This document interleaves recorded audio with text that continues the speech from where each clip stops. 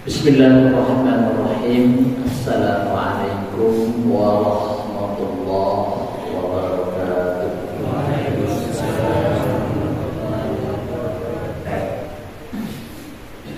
Innal hamdalillah nahmaduhu wa nasta'inuhu wa nastaghfiruh. Billahi min shururi anfusina wa sayyiati a'malina.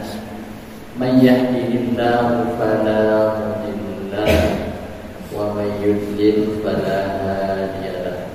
Asyhadu an la ilaha illallah wahdahu la syarika lahu. Asyhadu anna Muhammadan abduhu wa rasuluhu la nabiyya ba'da. Shallu 'alan nabi.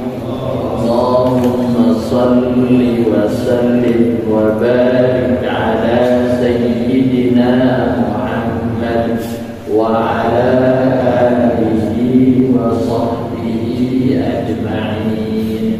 Sallim alaihi. Assalamu alayka ayyuhan nabiyyu wa rahmatullahi wa barakatuh. Jamaah rahimakumullah, puji syukur kepada Allah Subhanahu wa taala yang tunggu sampai hari ini, sampai saat ini masih dalam keadaan sehat walafiat dan diberikan kemauan oleh Allah Subhanahu wa taala untuk terus beramal soleh, beribadah kepadanya. Ini pertanda bahwa sungguh diridhai Allah untuk mendapatkan kebaikan. Karena Rasulullah SAW pernah bersabda, "Man yuridillahu bihi khairan yufaqihuhu fid-din." Siapa saja yang Allah kehendaki baginya kebaikan dunia dan akhirat, yufaqihuhu fid-din, maka Allah beri dia pemahaman dengan al-Islam. Salamatul fahmi bid-din, pemahaman yang benar, dan tidak ada cara memahami agama ini kecuali bitta'allum, dengan belajar. Keinginan pelungguh untuk datang di majelis ini untuk menuntut ilmu, ini artinya sesuai dengan hadis tadi, Allah menginginkan kita untuk mendapatkan kebaikan. Hadirin rahimakumullah, tentu syukur yang pertama dengan ucapan alhamdulillah. Tapi hakikat syukur adalah memahami bahwa nikmat yang Allah berikan kepada kita itu sifatnya ibtilaan. Jadi ujian, bukan hadiah cuma-cuma. Loh, kok berupa ujian? Mari kita dengarkan apa komentar Nabi Allah Sulaiman ketika mendapat nikmat dari Allah, dan nikmat ini tidak pernah diberikan kepada hambanya yang lain. Apa itu? Nikmat dipindahkannya kerajaan Balqis dari Sabah menuju Palestina. Dipindahkan Pak kerajaannya. Waktu itu Nabi Allah Sulaiman dalam majelisnya bertanya, "Saya baru pindahan kerajaan Balqis pojok sini ke samping." Yang berdiri siapa? Ifrit. Oh, tiang wahai Nabi Allah, tiang bisa pindahkan. Berapa lama? Pokoknya selesai ngaji wah pindah. Oh lama, kelamaan. Arak sak bau 8. Nah, sak menjawab manusia yang alim, yang saleh, tiang wahai Nabi, waktu dan penjemahan penentang terbuka wafidah. Akhirnya beliau kepada penjemahan mata, buka wahara Nabi kerajaan ini. Nabi ucapan Nabi Allah Sulaiman, hadza min fadli rabbi liyabluwani aashkuru am akfuru. Ini tidak sah, harus kita pegang. Langsung spontan beliau mengatakan, hadza min fadli rabbi. Ini semata-mata kelebihan dari Allah, bukan dari saya, bukan dari juga yang kamu mintakan, dari Allah. Min fadli rabbi. Untuk Nabi, liyabluwani, untuk menguji saya. Aaskuru, apakah dengan nikmat ini aku bersyukur, am akfur, atau kafir nikmat. Nah, ini yang perlu kita tanamkan. Begitu kita mendapat nikmat, maka sadarilah nikmat ini bisa membawa kita kepada neraka dan juga bisa membawa kita kepada surga, karena dia sifatnya ujian. Salah menjawab ujian, jelas naik kelas, sambil sekolah. Benar menjawab ujian, naik kelas. Kalau di masyarakat, salah kita menjawab ujian masyarakat, kita dikucilkan oleh masyarakat. Benar kita menjawab ujian masyarakat, kita akan dijunjung, dimuliakan, diberikan kedudukan. Itu di masyarakat. Di mata Allah, di sisi Allah, salah kita menjawab ujian Allah berupa nikmat-nikmat kita diberikan kita pakai di tempat-tempat yang Allah murkai, maka nikmat itu akan mengiring kita ke karena uzubil. Jadi nikmat itu harus kita pahami cara Allah. Oleh karena itu pesan Nabi kita dalam hadis yang sangat masyhur, iltanim khamsan qabla khamsin. Perhatikanlah 5 hal, jaga 5, karena pasti akan datang yang 5 yang lain. Pertama, hayatuka qabla mautik, hidupmu karena sebentar lagi kamu akan mati. Hidup pasti ada mati, maka manfaatkan hidup ini dalam kebaikan. Kemudian faragh, waktu kosong kita sekarang luang, mari kita gunakan sebelum datangnya sugrik, yaitu kesibukan. Syababak, masa muda sebelum datang masa tua, tua. Lain sekali kedah untuk kita. Lain masih banyak, masya Allah, yang bisa lari ya. Waktu mondok di Kediri ini lari dari data terus ke rumah bisa. Nah ini baru 10 meter. Ini masa tua. Syababak qabla haram. Kemudian ghina, kaya qabla fakir, sebelum kita miskin. Mari kita manfaatkan harta yang Allah berikan di jalan Allah. Dan yang terakhir, sehatak qabla saqami, sehatmu sebelum datang sakit.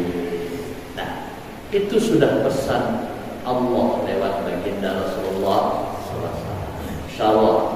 Berikutnya, jamaah rahimakumullah, sekarang ini kita sedang berada di suasana bulan Muharram. Bulan Muharram. Bulan yang dijadikan oleh Umar bin Khattab sebagai bulan pertama di dalam penanggalan Islam. Nah, Umar itu manusia yang sangat cerdas, sangat sering gelisah. Nah, di antara kegelisahan beliau adalah umat Islam tidak punya penanggalan sendiri. itu masih mengikuti penanggalan Masehi ke Isa bin Maryam. Nah, akhirnya beliau minta pendapat para sahabat. Apa kita pakai? Ada 4 peristiwa besar yang dijadikan rujukan. Pertama, lahirnya baginda Rasulullah. Sudah, kita bikin kalender dengan ditandai kelahiran Nabi. Beliau bermusyawarah, apa yang kita ambil dari pelajaran mendasar dari lahirnya seorang manusia? Manusia lahir belum ada apa-apa, belum ada pelajaran yang bisa membuat umat ini menjadi. Jadi kalender itu sesuatu yang membuat umat ini terus bergairah sampai panjang akhir hayatnya, tidak menemukan. Yang kedua, Nabi meninggalnya baginda Rasul. Meninggal lagi dibahas. Meninggal ke akhir dari sebuah perjalanan, tidak diterima. Akhirnya muncul satu pendapat dan perang Badar. Perang yang menentukan antara hak dan batil juga tidak diterima oleh banyak para musyawirin. Maka ada yang mengusulkan hijrahnya baginda Rasulullah dan umat Islam dari Makkah menuju Madinah. Setelah dimusyawarahkan, dikaji nilai-nilai hijrah, maka disepakati. Perang Badar itu ada karena ada hijrah, berarti dia di bawah hijrah. Maka disepakatilah hijrah sebagai fondasi, sebagai awal, sebagai simbol dari kalender umat Islam. Namanya Nabi Hijriyah, sanah Hijriyah. Kalau yang itu sanah miladiyah. Hadirin rahimakumullah. Ibu-ibu, sedikit belajar tentang hijrah, nilai-nilai hijrah. Nabi arti hijrah juga, hijrah artinya pindah. Hajar, hijrah artinya meninggalkan tempat menuju tempat yang lain. Tapi dulu meninggalkan kota Makkah, Darul Kufri, ilal Madinah, Darul Islam. Meninggalkan tempat yang tidak bisa beribadah menuju tempat yang kita bisa beribadah. Negeri, dan itu sudah tidak ada lagi hijrah dari negeri menuju negeri dengan terbukanya kota Makkah. Nah, maka hijrah dalam memahami itu sudah ada, tidak ada lagi. Yang ada tetap sampai akhir zaman adalah hijrah minal dhalal ilal huda. Hijrah dari kesesatan menuju petunjuk. Al-hijrah minal jahalah ilal ilm. Hijrah dari kebodohan menuju pengetahuan. Hijrah dari kemiskinan menuju kekayaan. Hijrah dari keterbelakangan menuju, dan banyak lagi hijrah yang artinya hijrah secara maknawiyah, tidak hijrah secara jasadiyah, fisik. Nah, hadirin rahimakumullah, pertama, orang bisa hijrah. Tidak mudah orang hijrah, tidak mudah orang pindah. Ini ben contoh dulu, mudah pola. Pindah dengan minyak gas, tiba gas. Nah, minyak gas lain ini, ada ini. Si kompor ini minyak apa? Minyak gas, pindah ke gas. Tabung ini, oh berat. Pindah ke langan kayu, mau isi kompor minyak gas, ke gas tinggi. Berat, pemerintah menjelaskan. Arah dengan bercerita Lombok Timur meledak gas. Pada cualnya apa? Anu dikit. Nah, sak ngeros dikit ternyata dagang dia beli. Simpan deh, tahu dia bukan mahal. Saja saya arah sak nyawa oleh banget. Karena dia dia teman tahu manfaatnya. Nasi dia temai sikat, mainan sikat. Ya Allah, bau. Ya luar kesugul dia kayu. Tane Masya Allah. Begitu dipahami makna gas, sambil tenggawe ini sambil nasi buat masak. Tapi pindah dikit tidak gampang. Sepakat ibu-ibu? Lain langsung dia minum baik, pasti protes. Ini macam-macam, mau tak mati yang terlalu. Masya Allah. Sampai nani duit dia punya masak. Sampai nani duit. Kenapa? Karena tidak ada pengetahuan. Karena tidak ada pengetahuan, lahirlah keraguan. Tidak lahir keyakinan. Maka hijrah memerlukan satu yang disebut dengan pengetahuan. Mengerti kenapa harus hijrah. Yang kedua, dari pengetahuan lahirlah keyakinan. Tanpa ada keyakinan, mustahil ada pindah. Bagaimana tidak yang gambarkan jamaah rahimahumullah. Kaum muhajirin Mekah Madinah nikah jaraknya 450 kilo. Lampak naik, panas di darat, lorong kain itu berbau. Mending lah lele ojong bebayi ini duit lorong kain. Bikin panas sepanjang jalan. Terus dalam keadaan takut terbalik isi dengan Quraisy, dia datang mati. Waktu sembunyi. Kok mau dia hijrah? Yang dituju Madinah dia jelas saya tono dia tahu. Ditinggalkan hartanya, harta benda bilin menuju tempat dia teman tahu secara. Tapi kenapa? Karena dia makrifah tentang Allah. Dia kenal Allah, dia kenal Muhammad Rasulullah, bahwa orang yang paling shadiqul wa'dul amin, orang yang paling jujur, orang yang paling benar perkataannya, dan dia yakin Allah pasti menolong. Keyakinan yang datang karena pengetahuan ini membuat kaki-kaki para muhajirin berangkat menuju Madinah dengan tenang. Dan betul apa yang terjadi. Sampai di Madinah disambut oleh warga Al-Ansor dan diberikan fasilitas.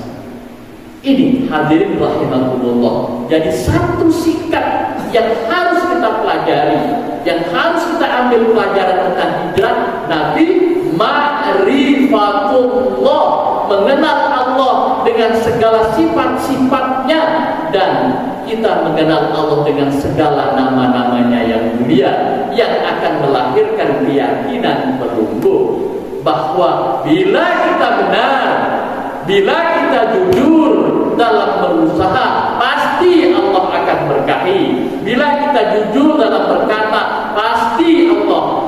Kita hijrah dari sifat kebohongan, kita hijrah dari sifat kemunafikan, kita hijrah. Insya Allah kita diajari oleh Allah lewat Rasulnya, alaika bisidqi fa inna sidqa yahdi ilal bir wa innal birra yahdi ilal jannah. Wajib kamu jujur, karena sifat jujur itu yang akan membuat kamu berbuat kebaikan demi kebaikan yang lain, dan kebaikan-kebaikan ini albir akan membawa kamu masuk surga. Wa iyyaka al-kadhib, dan jauhi namanya bohong. Fa innal kadhiba yahdi ilal fujur. Kebohongan akan membuat kamu melakukan kemaksiatan. Pasti bohong satu akan bohong kedua, bohong ketiga, terus maka fujur akan membawa kita kepada neraka. Nah, kalau kita tidak mengerti Allah, tidak mengerti Rasul, tidak lahir keyakinan, akhirnya tidak juga kita berani bertindak. Ini pelajaran hijrah yang pertama yang rahimahullah. Begitu beraninya para muhajirin mengambil sikap untuk berhijrah ke kota Madinatul Munawwarah. Apa janji Rasulullah? Bahwa orang yang betul-betul mengamalkan agama Allah, maka dia akan menjadi pemimpin dunia bagi mereka yang memang hobi kepemimpinan. Kekuasaan Umar setengah dunia, sampai ke Irak, sampai ke Yaman, sampai Spanyol masuk, hanya dengan kalimat La ilaha illallah Muhammadur Rasulullah. Yakin dia. Nah, Abu Jahal enggak ya? Mati ya kali perang Badar. Selesai urusannya. Tapi itulah namanya hidayah.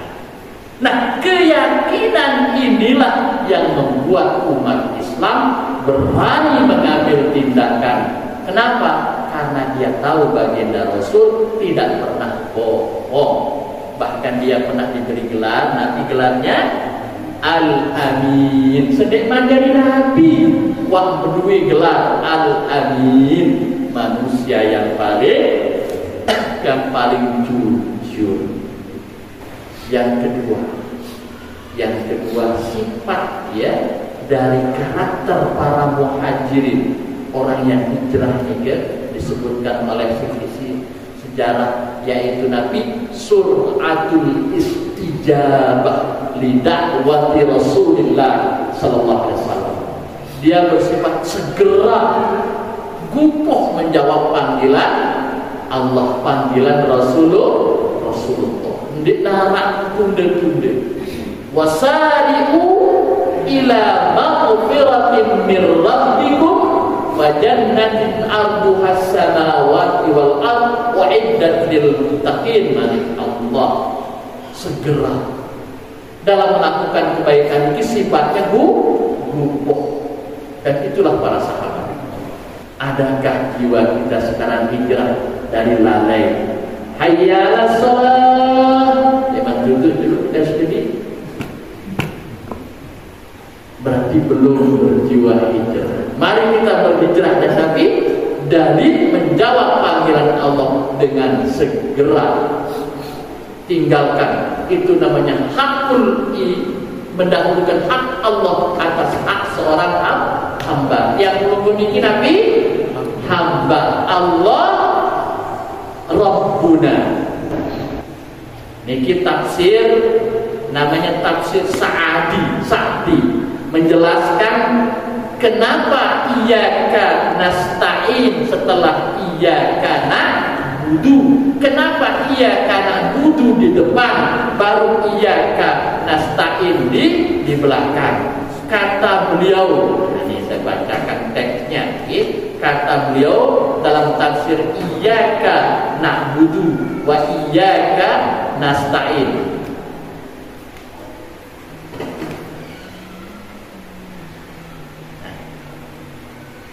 Kata beliau, quddimal ibadatu 'ala al-isti'anah min babi taqdimil 'am 'ala al-khass. Mendahulukan ibadah atas isti'anah, pertama mendahulukan yang umum dari yang khusus. Yang berikutnya ihtimaman bi taqdimi haqqihi ta'ala 'ala haqqi 'abdi. Dengan memperhatikan mendahulukan hak Allah atas hak hambanya. Apa hak Allah? Ibadah. Hak kita apa? Minta pertolong, ditolong Allah. Ini hak kita. Tapi hak Allah, kita beribadah kepada Allah, wala nusyriku bihi syai'an. Nah, ketika hak Allah maka dahulukan, maka pasti hak kita akan dipenuhi oleh Allah. Kenapa kepada dalam hal besar kita masih mendahulukan hak manusia, mendahulukannya daripada hak Allah? Ini yang perlu kita hijrah. Makanya tidak berubah-ubah kita jamaah. Ya, tidak berubah. Kerja keras sugih ndek. Dapun sugih hutang duit. Ndek sugih dengan hutang dikit. Akhirnya apa? Hidupnya tidak tenang. Nah, mari hijrah. Dan Nabi taqdimu haqqillah adal haq ala haqqil ibad, mendahulukan hak Allah atas hak. Contohnya sabar nikah, bersenang-senang sama istri di pengantin malam pertama niki hak manusia, tetapi ada panggilan hak Allah, maka dia dahulukan. Ada seorang sahabat berangkat di cerita perang Badar, perang Badar atau perang Uhud. Arak kanak bajang jauh kurma jauh sedekah. Ya Rasulullah, lamun tiang perang terus mati sakit, betol tiang surga sautna kurma ini pelai. Kenapa dibuang kelamaan menunggu surga? Kelamaan menunggu surga, lalu kemudian kurma ini terlambat ke surga. Mendahulukan hak Allah atas, kan ngakan melorong memiliki hak manusia, tapi menjawab panggilan Allah ada hak Allah. Ini yang perlu kita tanamkan jami'ah rahimahumullah. Hijrah, pelajaran yang paling penting. Yang kedua tadi Nabi mendahulukan hak Allah atas hak hamba. Apa hak Allah itu? Wah tenang di Makkah, wah berdua Bali, wah berdua keluarga, suruh pindah di jelas tahu kan. Pak Kades di dendot tuh le gunung, ayo ganti mesa-mesa, arah aku dan arah apa aku mikir.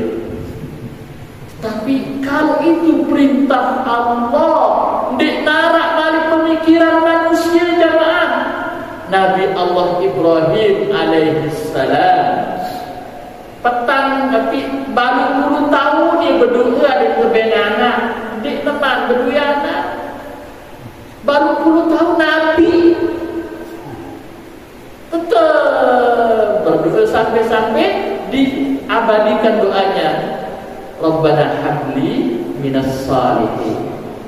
Lalu teben ya anak searah Ismail. Bayangkan dengan nunggu baru tahun, baru tahun berdua anak. Nak masih beceh. Apa firman Allah? Ibrahim saud anaknya. Tolong Mekah.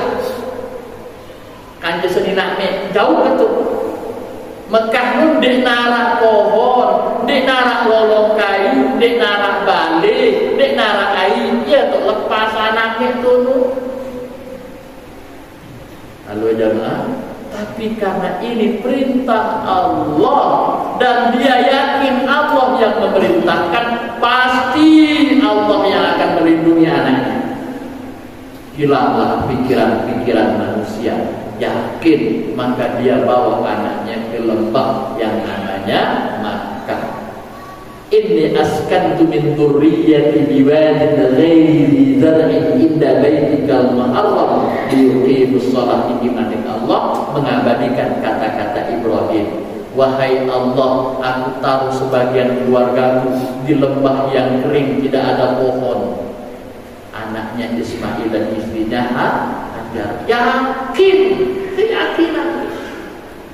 Begitu dia taruh anaknya, terus Ibrahim pergi diikuti oleh Siti Hajar. Wahai Ibrahim, beda nih, maka dibilitkan, maka dibilin aku di kanan tuh ini. Dek noleh Ibrahim muncul telu kali berdoa. Akhirnya rubahnya berdoa. Wahai Ibrahim, apakah ini perintah Allah? Apa Allah suruh sida nolong aku kancana berhenti? Iya, ini perintah Allah. Nabi jawaban Siti Hajar, idzan la yudayyi'una, lamun ngeno Allah tidak akan menyia-nyiakan kami. Boleh aku berdoa ini Allah akan menolong. Yakin ini ma'rifatullah, maka Allah memberi dia minuman dari air yang paling besar, paling tinggi, apanya? pH istilahnya di dunia, Zam-Zam. Zam-Zam ini aneh, di dalam pohon itu ada air. Melanggar hukum biologi. Biasanya kan lamun di arah pohon, di arah air. Ini ada air dan airnya tidak pernah kering sampai sekarang jutaan manusia meminumnya. Yakin. Dendek siuk kelikit, dendek lelah tidak nyawa kelikit sedih tai matanda, kelikit nyedi. Ini cara berpikir. Pelot nanti lagu tai mati ini sedih. Habis waktu membunuh lalat, sementara lalat berdatangan. Maka rubah caranya, mandi bersih. Dia kesempatan lalat datang. Nah, itu yang sama si tadi. Bagaimanapun kita pergi ngaji, nggak akan datang. Rubah. Maka kata ulama, aslih nafsaka yasluk lakan nas. Dedek paksa dengan bagus tiba side, lamun side sendiri dia bagus. Pihak diri dia bagus, bahasa ulama pasti dengan lain bagus tiba side. Itu doang kau kuncinya. Nah itu namanya hijrah cara berpikir. Nah, bahasanya Pak Kades mindset, itu cara berpikir. Jadi sekali lagi, hijrah artinya juga merubah cara kita memahami Islam ini. Apa itu ibadah? Jangan salah memandang ibadah. Kesalahan kita, ibadah itu adalah sholat. Itu benar, tapi sholat bukan satu-satunya ibadah. Sholat ini sebagian dari ibadah. Apa ibadah itu? Hidup ini adalah ibadah. Itu cara memandangnya. Sehingga kita jual beli pun harus bernilai ibadah. Maka jujur, tidak boleh bohong. Itu ibadahnya dijual beli. Dan kalau ketika kita benar cara memandang, maka hidup kita akan penuh berkah. Di masjid kita suci, kita hijab antara perempuan laki-laki. Ini masjid